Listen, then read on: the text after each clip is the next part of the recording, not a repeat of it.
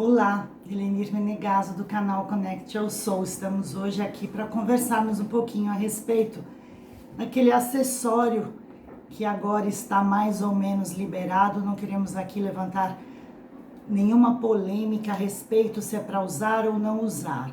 Vamos conversar um pouquinho sobre a maneira como as crianças estão encarando isso, como os adultos também estão encarando isso, porque o rosto sem uma proteção, ele pode trazer a todos nós gatilhos, sensações, emoções e outros dilemas. Então nós precisamos conversar um pouquinho, porque as mamães vêm me perguntar a respeito.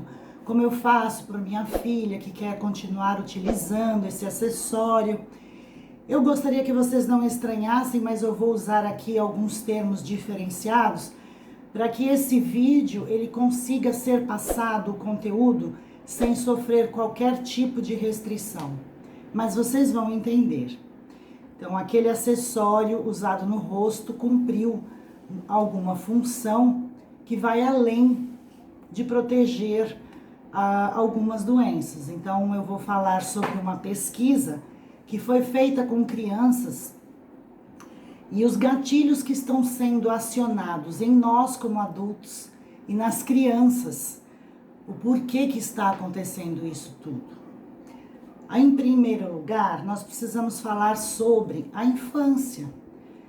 Realmente na infância que o cérebro ele tem as melhores condições para se adaptar a um contexto ainda desconhecido, porque para as crianças isso é um contexto ainda desconhecido.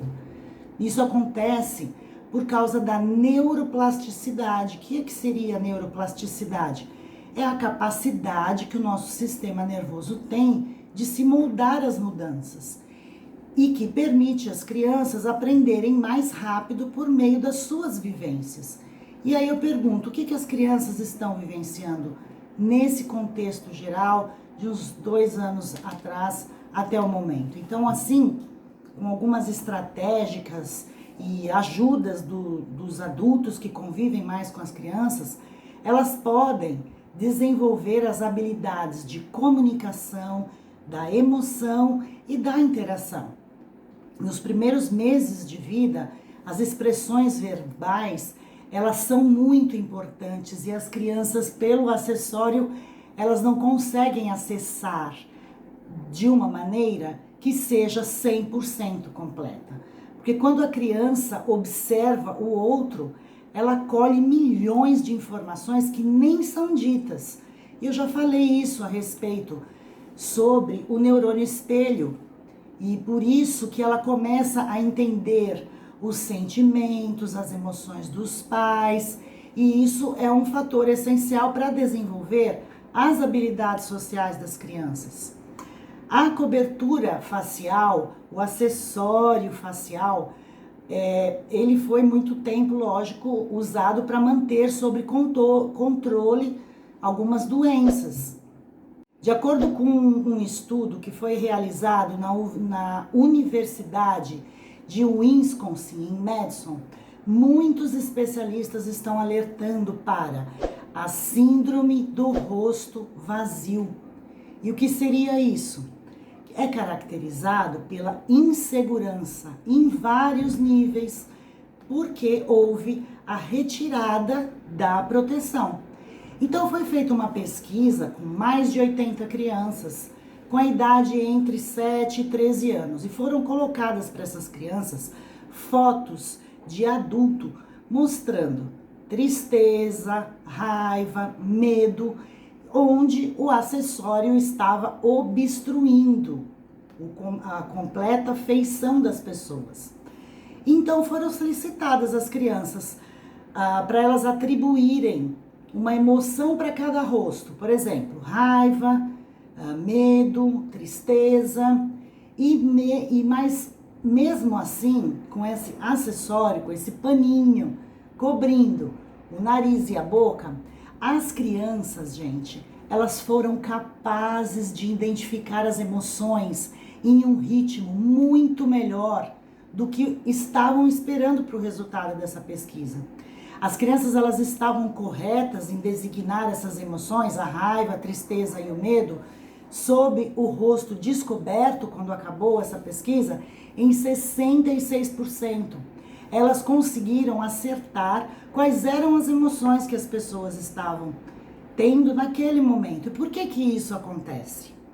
De acordo com as pessoas que estão observando, acompanhando os nossos vídeos, alguns vídeos atrás eu falei sobre os neurônios espelhos, sobre as crenças que nós colocamos sobre as crianças.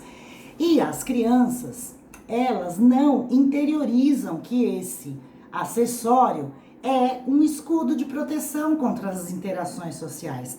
Elas ainda não têm esse tipo de crença. Elas não percebem e não assimilam que é necessário esconder as emoções. Isso é cabeça de adulto. Exemplo disso é que quando elas querem chorar, elas choram mesmo. Quando elas estão com medo, elas demonstram mesmo. Quando elas estão com raiva, elas conseguem demonstrar tudo isso pra gente. Elas não têm a dissimulação e nem a insegurança em demonstrar as emoções. É lógico que eu, nesse momento, nesse contexto, eu estou falando aqui das crianças da primeira infância, que são as crianças que estariam até os 7 anos, entre 6 e 7 anos. E o que será que nós adultos estamos passando para os nossos pequenos?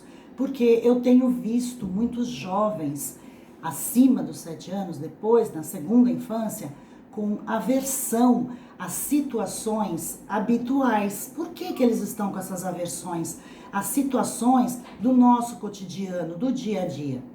Eles estão com medos de serem tocados, eles estão com medos de lugares fechados, medo de lugares abertos, aversão aos germes, às bactérias, transtorno de conduta alimentar, ansiedade e insegurança.